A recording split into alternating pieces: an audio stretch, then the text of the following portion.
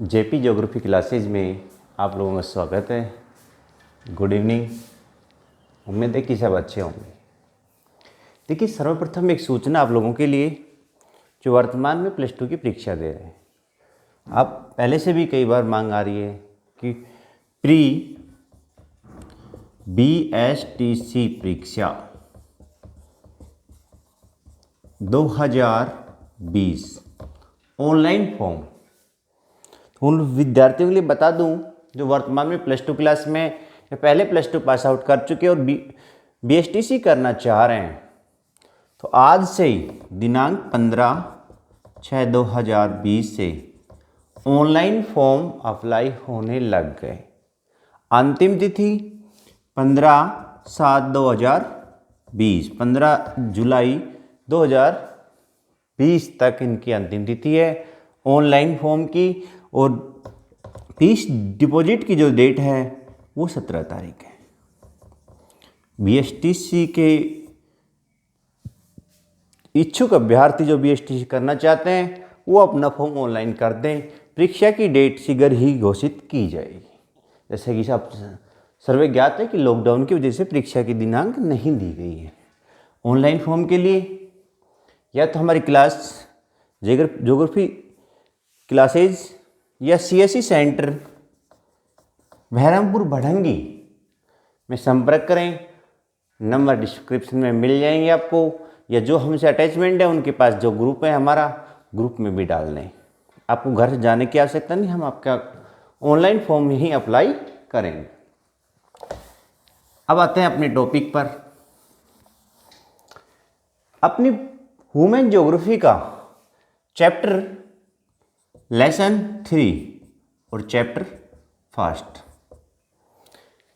Human geography में हमने देख रहे थे विश्व के संदर्भ में हम पढ़ेंगे विश्व की जनसंख्या वितरण घनत्व एवं वृद्धि। देखिए, जनसंख्या एक विस्तृत जनसंख्या का जो अपना टॉपिक है चैप्टर है एक विस्तृत चैप्टर है। ये कहें कि जनसंख्या को संपूर्ण याद करने के लिए हमें 8 बिंदुओं पर चर्चा करनी होगी। इस लेसन में हम 3 बिंदु वितरण घनत्व में वृद्धि पर चर्चा करेंगे, अगले पर लिंगानुपात, साक्षरता और जनसंख्या वृद्धि।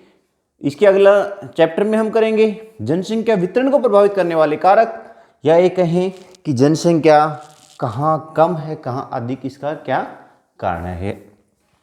इस चैप्टर में हम पढ़ रहे हैं जनसंख्या का वितरण एवं घनत्व। सर्वप्रथम है जनसंख्या का अर्थ। हमें ज्ञात होना चाहिए कि जनसंख्या है कि हम अभी सामान्य रूप से बात जनसंख्या भाई गिनती है, लोगों की गिनती है वो जनसंख्या, सही है। अगर हम शाब्दिक अर्थ करें जनसंख्या, जन मतलब मानव और संख्या मतलब उनकी गणना करना, उनकी क्या है गणना करना।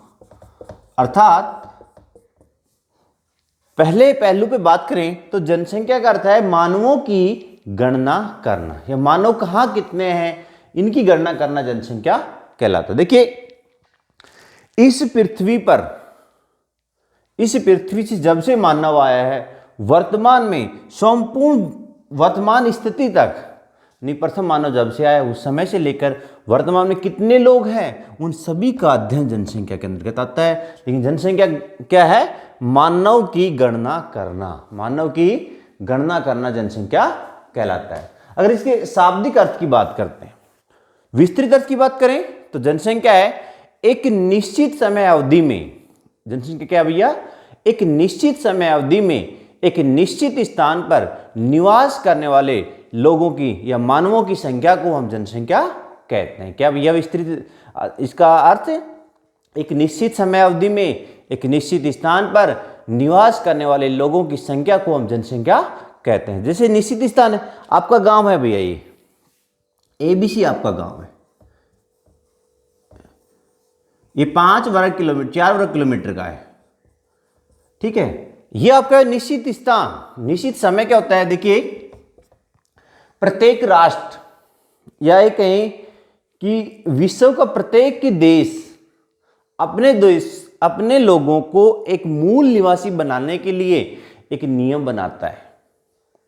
वो एक समय बाध्यता है कि वो कब से कब तक उस स्थान पर रहे जो उस स्थान का निवासी कहलाएगा। जैसे कि दो प्रकार के नियम, एक तो जन्म से, अगर किसी का जन्म वहां हुआ है तो वहां का वो निवासी कहलाता है, या भारत की बात कर लेते हैं इस संबंध में, या वो उस स्थान पर 10 वर्षों से अधिक समय से निवास कर रहा हो, तो वही व्यक्ति एबीसी स्थान का निवासी कहलाएगा। ये नहीं कि आज हम आपके गांव में बैठे तो भैया आपके वासी हो गए, कल हम चले गए बहरोड तो बहरोड के वासी हो गए, परसों जयपुर नहीं, हमारा मूल निवास जहां है हम उसी क्षेत्र की जनसंख्या में गणना की जाएगी। मूल निवास परिवर्तन के लिए हमें नेक्स्ट या जो स्थान पर हम जा रहे हैं तो उसमें कम से कम 10 वर्ष तक हम निवास कर रहे हो। महिलाओं के लिए है विवाह, वो कुल स्थानांतरण का केवल 7% है।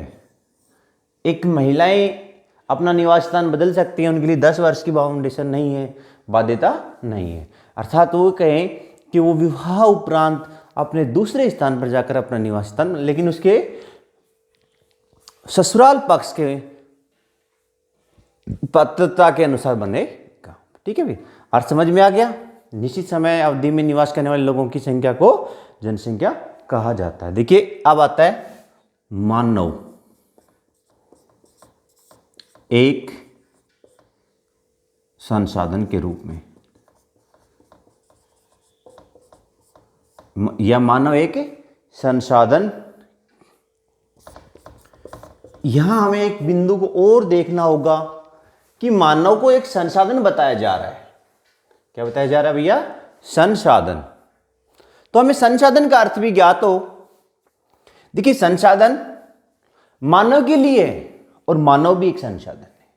अर्थात हम जब किसी वस्तु का उपयोग करते हैं या उपयोग किया जा चुका है और भविष्य में उसके उपयोग की आवश्यकता है, तो वही वस्तु, वही चीज हमारे लिए संसाधन कहलाती है। संसाधन का सर्व उपयोग करता है मानव। क्या है भैया? मानव। देखिए ये व्हाइट बोर्ड है, इसे मानव ने बनाया। ये व्हाइट बोर्ड जब तक संसाधन नहीं है, जब तक मानव इसका उपयोग नहीं करेगा, या ये आज बना दिया व्हाइट बोर्ड, संसाधन कहलाएगा, लेकिन कब कहलाएगा?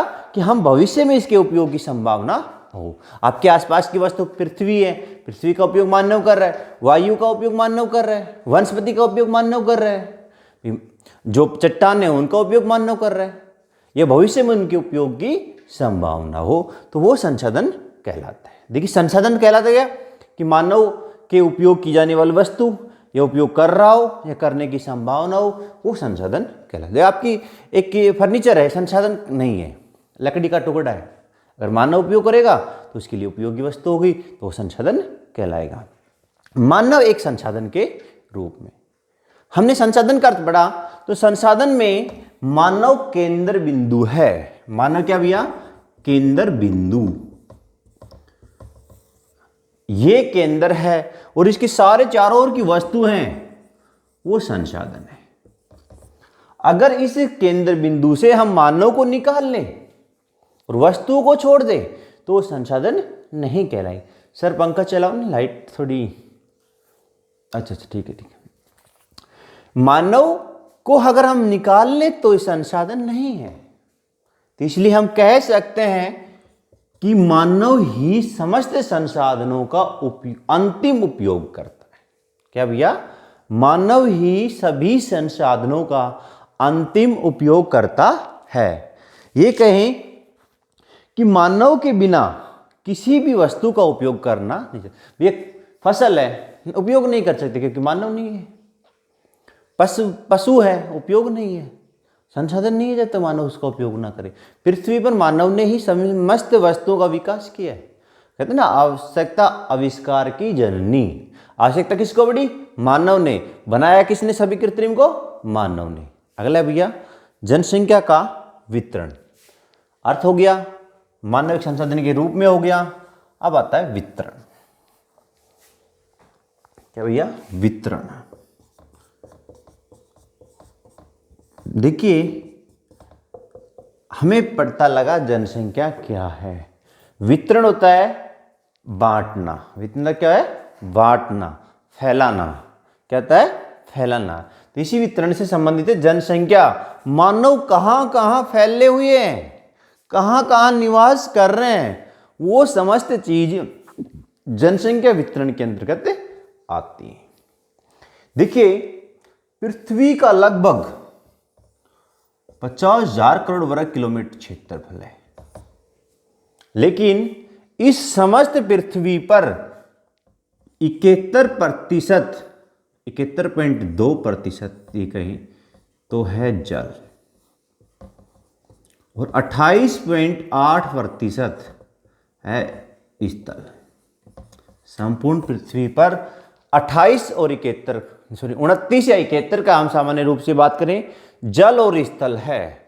इस स्थल में भी 60% स्थल अपना है उत्तरी गोलार्ध में भूमध्य रेखा से उत्तर की ओर, जबकि 40% भूभाग है दक्षिण की ओर। इस संपूर्ण क्षेत्रफल को अगर हम इस स्थल मंडल को 100% मान लें तो सामान्य रूप से हर स्थान पर मानवों की संख्या एक समान नहीं है। कहीं ऐसे स्थान हैं जहां सघन बसे हुए हैं, कई ऐसे स्थान हैं जो विरल हैं। ऐसे स्थान भी हैं विश्व में जहां जनसंख्या वृद्धि की समस्या है, और विश्व में कुछ ऐसे स्थान भी हैं जहां जनसंख्या ह्रास पर है या विरल जनसंख्या के कारण वहां उन क्षेत्रों में समस्त प्रकार के संसाधनों का उपयोग नहीं कर सकते। जैसे भारत है, भारत की दिल्ली की बात कर ले अपन, 11,110 व्यक्ति प्रति वर्ग किलोमीटर निवास कर रहे हैं, और भारत के असम की बात करें तो 1 वर्ग किलोमीटर में औसत 17 व्यक्ति निवास कर रहे हैं। तो एक समानता नहीं है ना भैया। तो सबसे पहले अपन को ध्यान रखना है कि जनसंख्या वितरण का आशय है कि जनसंख्या समूह किन क्षेत्रों में फैला हुआ है, यह कहें कि मानव किन किन क्षेत्रों में जाकर के बसा हुआ है, वो जनसंख्या वितरण कहलाता है। कि आपका मानव कहाँ रहता है, कितनी मात्रा में रहता है, उसके रहने की स्थिति क्या है, क्षेत्रफल और मानव का अनुपात क्या है, ये समस्त चीज जनसंख्या वितरण के अंतर्गत आती हैं। आगे हम इनको जनसंख्या घनत्व में भी जनसंख्या वितरण की बात करेंगे। देखिए जनसंख्या वितरण की 5 विशेषताएं भैया। पहली विशेषता यह है कि विश्व की 80% जनसंख्या, विश्व की 80% जनसंख्या पृथ्वी के कुल स्थलखंड के 20% भूभाग पर निवास करते हैं, भूभाग पर निवास करती है। कितना भैया, 80%। मान लो कि 100 लोग हैं तो 80 लोग तो केवल पृथ्वी की जो 28.8% है इसके केवल 20% भूभाग पर निवास करती है। दूसरी विशेषता है कि विश्व की 20% जनसंख्या विश्व के पृथ्वी के कुल 80% भौतिक भूभाग पर निवास करती है। अर्थात हम कह सकते हैं कि कम स्थान पर तो अधिक लोग निवास करते हैं, और जबकि अधिक स्थान पर बहुत कम लोग निवास करते हैं। देखो मानव को बसने के लिए हमें 5 चीजों की आवश्यकता होती है। पहली जल, दूसरी भौतिक तत्व जिसमें जल के साथ जलवायु, पर भूमि की स्थिति, तीसरा है समाज, चौथा है व्यवसाय, कृषि के लिए भूमि है कि नहीं, उपजाऊ मृदा है कि नहीं। इन सभी चीजों को ध्यान में रख करके मानव बसता है। ठीक है भैया, ये अपनी जनसंख्या की विशेषता। देखिए असमान वितरण है अपने यहां, क्या है, असमान वितरण। तो तीसरा आता है विश्व को हमने 7 भूभागों में बांटा। हमने अर्थात हमारे भूगोलवेताओं ने 7 भूखंडों में बांटा, जिसे 7 महाद्वीप कहा जाता है। क्या कहा जाता है भैया, 7 महाद्वीप। तो 7 महाद्वीप है, तो 7 महाद्वीपों में एक सी जनसंख्या नहीं है। एशिया जो महाद्वीप है इसमें विश्व की लगभग आधे से अधिक, ये कहें कि 60.27% जनसंख्या केवल एशिया महाद्वीप में निवास करती है, जबकि 40% जनसंख्या बचे हुए 6 महाद्वीपों में निवास करती है। जनसंख्या की दृष्टि से हम 7 महाद्वीप नहीं पढ़ेंगे, 6। अंटार्कटिका जो महाद्वीप है उसे जनसंख्या शून्य महाद्वीप कहा जाता है, इसलिए जनसंख्या की दृष्टि से उसका अध्ययन नहीं किया जाता। फिर भी हम कहते हैं कि 40% जनसंख्या 6 महाद्वीपों में निवास करती है, जबकि विश्व की 60% आधे से अधिक जनसंख्या केवल और केवल एक महाद्वीप एशिया महाद्वीप में निवास करती है। जनसंख्या की दृष्टि से सबसे सघन देश की बात करें तो चाइना, चीन, भारत। चीन लगभग 22% जनसंख्या को आश्रय प्रदान करता है, लेकिन ये कहें कि विश्व की 22% जनसंख्या चीन में निवास करती है, जबकि भारत में विश्व की 19% जनसंख्या निवास करती है। देशों की बात करें, अब बात करते हैं ध्रुव के अनुसार। ये उत्तरी गोलार्ध है, ये दक्षिणी गोलार्ध है। विश्व की लगभग 70% जनसंख्या उत्तरी गोलार्ध में निवास करती है। कितनी करती है? 70% जनसंख्या उत्तरी गोलार्ध में निवास करती है, जबकि 30% जनसंख्या दक्षिणी गोलार्ध में निवास करती है। अधिकांश जो बड़े देश हैं वो अपने उत्तरी गोलार्ध में स्थित हैं। ये कह सकते हैं कि इससे हमें ये ज्ञात हो रहा है कि लगातार हो रहे इससे हमें ज्ञात है कि विश्व में जनसंख्या का जो वितरण है वो समान नहीं है, बराबर नहीं है, असमान है। कम भूभाग पर अधिक लोग निवास कर रहे हैं, जबकि अधिक भूभाग पर कम। देखिए, रेगिस्तान है, विश्व का सबसे बड़ा मरुस्थल कौन सा भी है? सारा मरुस्थल है, क्योंकि वहां केवल 2% जनसंख्या निवास है। सबसे बड़ा भूभाग भी है, लेकिन जनसंख्या निवास कम। अमेरिका है, अमेरिका में जनसंख्या वृद्धि की समस्या नहीं है, जनसंख्या ह्रास की समस्या है। अमेरिका के कई ऐसे देश हैं जहां संसाधन तो उपलब्ध हैं, लेकिन उनके उपयोगकर्ता नहीं। भारत है, चीन है, जापान है, पाकिस्तान है, नेपाल है, बांग्लादेश है, यहाँ जनसंख्या वृद्धि की समस्या है, यानी कि भूभाग कम है, संसाधन कम है, जबकि जनसंख्या वृद्धि लगातार वहां पर अधिक हो रही है। ये कह सकते हैं कि लगातार अध्ययन से जनसंख्या असमान है। देखिए, जनसंख्या विश्व वितरण की बात कर लेते हैं। सर्वप्रथम हम बात करते हैं महाद्वीपों के अनुसार एशिया महाद्वीप। एशिया जो महाद्वीप है विश्व की 60.27% जनसंख्या निवास करती है, सबसे बड़ा महाद्वीप है। एशिया के बाद जो महाद्वीप है अफ्रीका। अफ्रीका दूसरा जनसंख्या की दृष्टि से बड़ा महाद्वीप है, जहां 15.41% जनसंख्या निवास करती है। तीसरा जो बड़ा महाद्वीप है यूरोप। एशिया का पड़ोसी जो है, जो स्थल खंड से भी जुड़ा हुआ है, ये तीसरा बड़ा महाद्वीप है, जहां 10.37% जनसंख्या निवास कर। जबकि सबसे विकसित महाद्वीप की बात करें तो यूरोप सबसे विकसित महाद्वीप आता। उसके बाद उत्तरी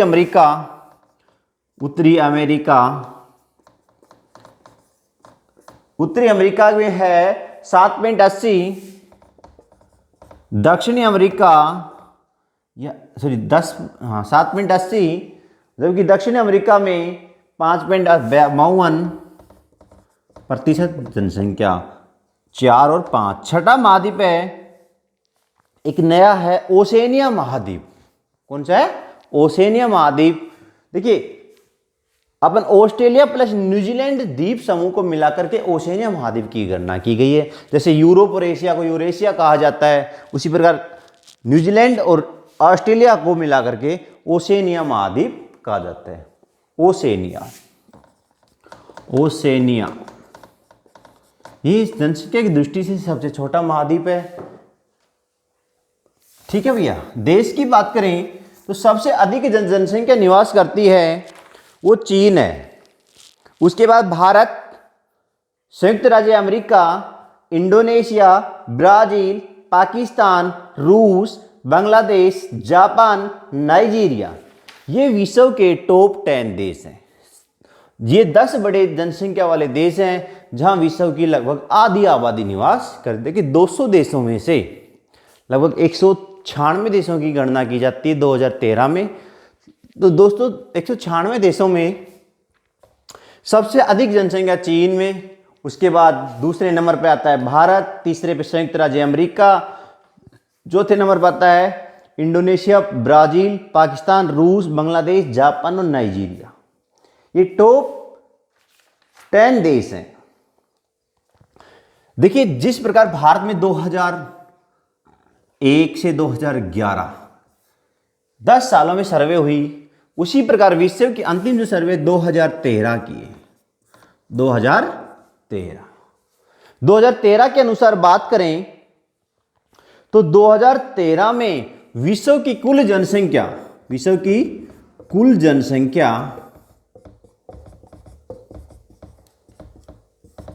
714 करोड़ थी।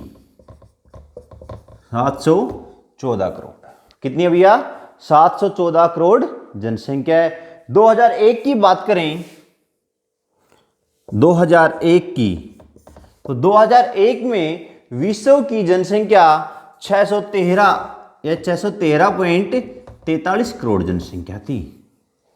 लगभग 100 करोड़ जनसंख्या विगत 13 वर्षों में बढ़ी है। यह है विश्व की जनसंख्या का वितरण। देश के अनुसार बात की हमने, महाद्वीपों के अनुसार बात की, और हमने एरिया के अनुसार बात की। अब आता है अगला टॉपिक, विश्व जनसंख्या को प्रभावित करने वाले कारक, अर्थात कौन कौन से कारक जनसंख्या को प्रभावित करते हैं। ये असमान वितरण का क्या कारण है? असमान वितरण का क्या कारण है? वह है जनसंख्या वृद्धि, जनसंख्या को प्रभावित करने वाले कारक। देखिए 4 कारक होते हैं भैया।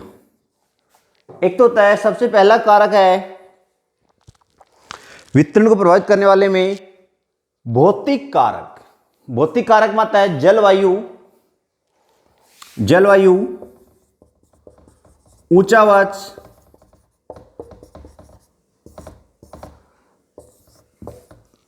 देखिए जलवायु में लोग सम जलवायु, ये कहें कि जहां ना अधिक गर्मी हो ना अधिक सर्दी हो, उन क्षेत्रों में अधिक बसना करेंगे। ऊंचावाच, समतल में अधिक लोग बसना पसंद करेंगे, ना उबड़ खाबड़ में समुद्र तल से नीचे के स्थान पर लोग बसना पसंद करेंगे। तीसरा, उपजाऊ भूमि, जहां उपजाऊ भूमि है, जहां कृषि योग्य भूमि है, वहां अधिक लोग निवास करेंगे। जहां उपजाऊ भूमि नहीं है, जहां पानी के संसाधन नहीं है, जैसे कि मरुस्थल में कम लोग निवास करते हैं, जबकि मैदानों में अधिक निवास करते हैं। भूमि की स्थिति, जहां पर्वतीय क्षेत्र है वहां लोग कम निवास करते हैं, जहां की मैदानी क्षेत्रों में लोग अधिक निवास करते हैं। जल संसाधन, भौतिक ऊंचा आते हैं। जल संसाधन, नदी के आसपास का क्षेत्र मैदानी भाग होता है तो वहाँ अधिक लोग निवास करते हैं, जबकि जहाँ मरुस्थल होता है, चाहे वो गर्म मरुस्थल है, रेगिस्तान है, चाहे वो ठंडा मरुस्थल है जहाँ हमेशा बर्फ जमी होती है, उन क्षेत्रों में लोग निवास कम करते हैं। प्रादेशिक कारक की बात करें तो भूमि की बनावट, भाई दलदल भूमि है, काली मिट्टी है, लाल मिट्टी है, ये भूमि की बनावट भूमि की उपजाऊ को प्रदर्शित करती है। तो प्रदेश के अनुसार जहां लाल मिट्टी होगी, उपजाऊ मिट्टी होगी, जल संसाधन होगा, वहां अधिक लोग निवास करेंगे। जहां भूडा मिट्टी है, बालू मिट्टी है और जल संसाधन नहीं है, वहां कम लोग निवास करेंगे। वनस्पति जल संसाधन। तीसरा है सांस्कृतिक कारक। देखिए सांस्कृतिक कारक के अंतर्गत व्यक्ति अपनी जीविका उपार्जन हेतु सर्वप्रथम आर्थिक क्रिया करेगा, और रोजगार है या नहीं, रोजगार आसानी से उपलब्ध है या नहीं, रोजगार करने में सक्षम है या नहीं। इसी के साथ दूसरा आता है राजनीतिक स्थिति। देखिए जहां लोग निवास करना पसंद करेंगे, जहां सुख शांति, आर्थिक दंगे नहीं होते, मन मुटाव नहीं होता। देखो एक स्थान है जहां एक कास्ट की बहुतायत है, वहां कोई लोग आकर बस गया तो वहां दंगे होते हैं, राज्य व्यवस्था अच्छी नहीं है, तो वहां लोग निवास करना पसंद नहीं करेंगे। अच्छे परिवहन साधन हैं, वहां अधिक लोग निवास पसंद करेंगे। जहां परिवहन साधनों की उपलब्धता नहीं है, औद्योगिक विकास है, वहां अधिक जनसंख्या पाएगी, जहां औद्योगिक विकास नहीं है वहां कम जनसंख्या पाती है। सामाजिक कारक, देखिए कुछ लोग धर्म के अनुसार अपना निवास स्थान बसा लेते हैं। देखो हिंदू लोग बनारस है, बनारस बस गया, जहां एक धर्म के लोग हैं वहां दूसरे धर्म के लोग नहीं पाए जाते, उसी धर्म की बहुतायता हो जाती है। जैसे पाकिस्तान है, मुसलमान राज्य है, भारत है, हिंदुओं की जनसंख्या अधिक है, इसी प्रकार चाइना में ईसाइयों की जनसंख्या अधिक है। तो ये था अपने जनसंख्या का टॉपिक। अगले टॉपिक पे फिर बात करेंगे। जय हिंद, जय भारत। और हाँ, आज सुबह क्लास नहीं लगी, कल भी सुबह क्लास नहीं लगी। ध्यान रखें, जिन बच्चों ने फ्री क्लास ले रहे हैं वो ठीक, जो 50% डिस्काउंट में था वो कल उनका अंतिम दिन, कल तक फीस जमा कराएगा वो 50% डिस्काउंट में रहेगा, कल के बाद पूरी फीस लगेगी। तो अपना रजिस्ट्रेशन आज और कल में पूरा करा लें। जय हिंद, जय भारत।